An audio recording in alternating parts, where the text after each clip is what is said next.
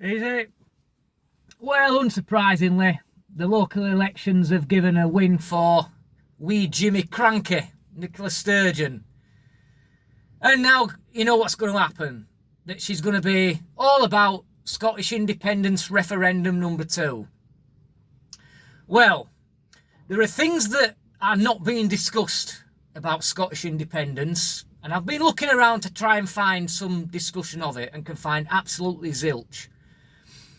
And that is the following: that if Scotland gain independence, the SNP, as we know, are very left-wing, and what they will do is that they will open the borders to mass uncontrolled migration, not just from the EU, but from the rest of the third world.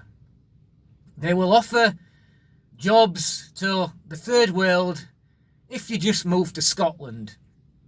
And then when these economic migrants move to Scotland, they will realise soon enough that it's very easy just to hop on a bus or a train and travel down to London or anywhere else in England that's more prosperous.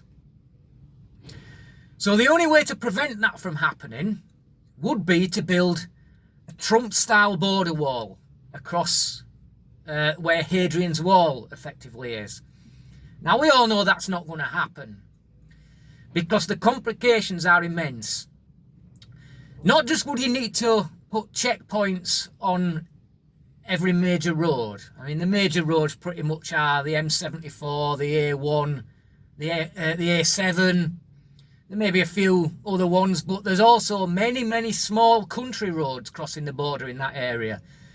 Not only that, but you will have farmers that maybe reside in England, but their land stretches into Scotland, possibly vice versa.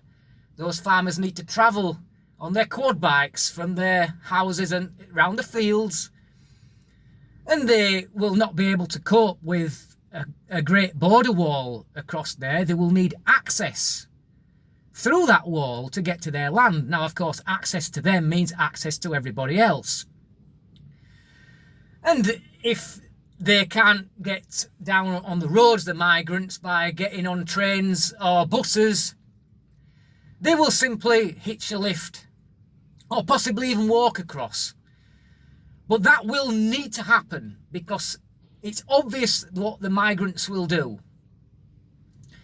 And then, of course, they want to join the EU, which will give a backdoor to free movement of people to England, which is what, of course, Brexit was about, in part, stopping that from happening. But nobody's talking about this. Then, of course, you have the Trident nuclear facility, which is in Scotland. Relocating that's not just going to be a case of picking it up and moving it now, is it? But, of course, I'm guessing that Scotland probably want rid of that, or at least the SNP do, because we know that the left wing and the left wing hate the nuclear deterrent. But what we need to do, what I think that Boris Johnson should do now, is to give Scotland a trial period of independence. Say, right, these are the terms and this is what it's going to be. There'll be no more money from the UK. You'll have to be self-sufficient, and let's see how you get on. I think that's a perfect compromise, me. And I think that that very well could swing a number of voters into voting to remain part of the UK when that referendum inevitably comes. What do you think about that one? Why is nobody talking about that? I wonder why that could be. I can watch it till next time. Easy.